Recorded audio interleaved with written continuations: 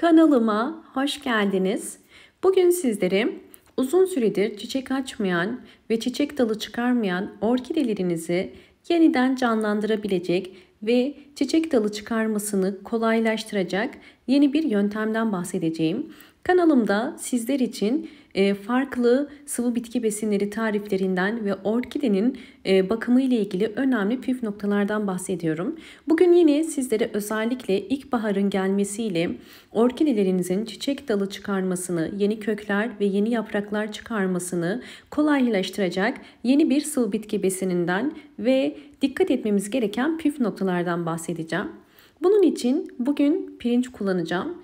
Pirinç çiçek bakımında kullanılan önemli bir besindir. Pirinci ben özellikle orkidelerimde çiçek çıkarabilmesi için kullanıyorum. Bunun için 2 yemek kaşığı kadar pirinç kullanacağım. Fakat sizler evde eğer pilav yapıyorsanız tuz koymadan pirinci beklettiğiniz suyu da orkidelerinize ve evdeki çiçeklerinize verebilirsiniz. 2 yemek kaşığı pirinç koyduktan sonra üzeri dolacak kadar su koyuyorum. Yani ölçü aslında çok önemli değil. Önemli olan bu pirinç suyunu orkidelerinizde kullanmanız. Bunu biraz karıştırdıktan sonra 30 dakika kadar bekletiyorum.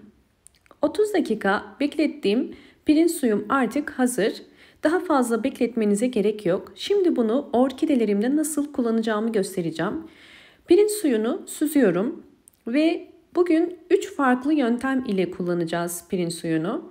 Birinci olarak boş bir kasemin içerisine hazırladığım pirinç suyumu koyuyorum. Bunu bir köşeye koyacağım ve bir püskürtme kabının içerisine biraz daha pirinç suyu kullanıyorum. Kapağını kapattım ve bunu da kullanacağız. Hemen ilk olarak eğer orkidelerinizin yaprakları uzun süredir tozluysa orkidenizin yapraklarını tozunu gidermek ve hastalık ve böceklerden korumak için pirinç suyu ile orkidelerinizi silebilirsiniz. Hiçbir zararı olmaz. Pirinç suyu orkide yapraklarının canlanmasına, eğer bir hastalık varsa, böceklenme varsa bunların uzaklaşmasına yardımcı olur. Orkidenin bütün yapraklarını bu şekilde pirinç suyu ile sileceğim. Bunun için ben bir pamuk kullandım. Sizler nasıl kolay gelecekse o şekilde kullanabilirsiniz.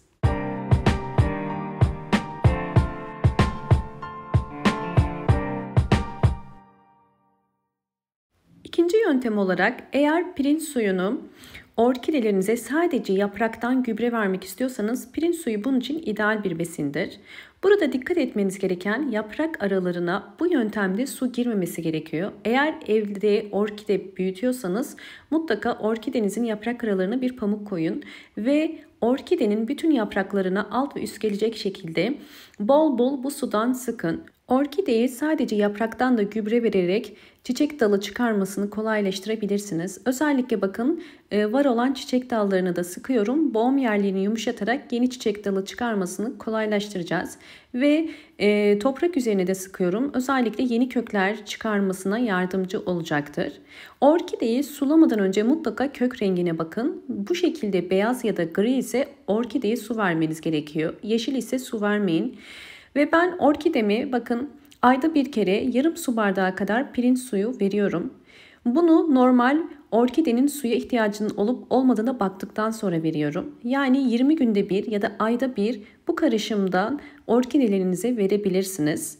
Bu da orkidenizin hiç çiçek dalı yoksa yeni bir çiçek dalı çıkarmasını kolaylaştıracaktır. Bakın altında biriken su bu kadar.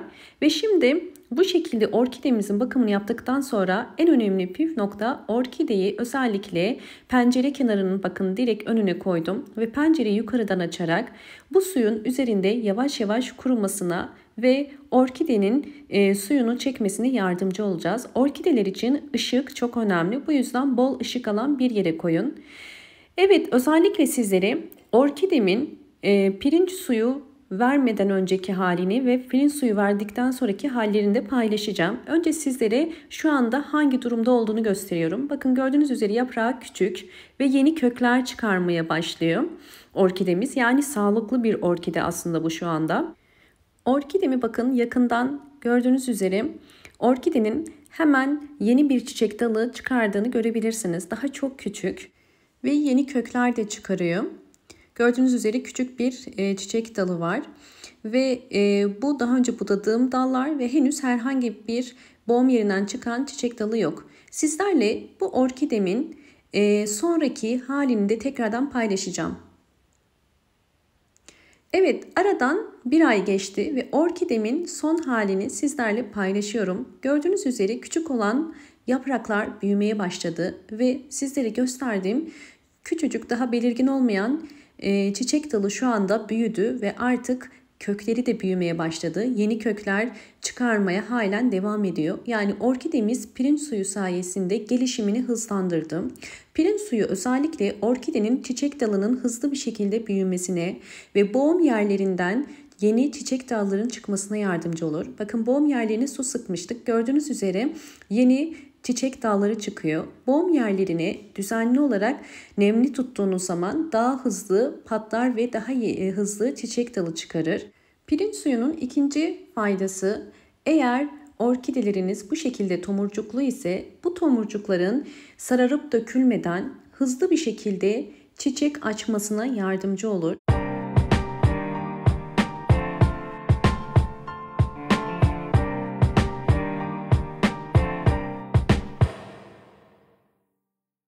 Ve üçüncü önemli özelliği, orkidenizin hiç çiçek dalı yoksa bu şekilde sıfırdan çiçek dalı çıkarmasına ve ikinci dalı da gördüğünüz üzere yan dalı budadıysanız boğum yerinden yeni çiçek dalı çıkarmasına yardımcı olur. Şu anda bu gördüğünüz orkidelerim tamamıyla vermiş olduğum sıvı bitki besinleri sayesinde bu şekilde hızlı bir şekilde çiçek dalı çıkardılar ve birden fazla çiçek dalı şu anda çıkarıyorlar. Şu anda ilkbahar ayındayız ve orkideler için çiçek açma dönemi. Bu yüzden bu dönemde orkidelerinize belirli aralıklarla mutlaka dönüşümlü olarak sizlere tarifini verdiğim sıvı bitki besinlerini verebilirsiniz.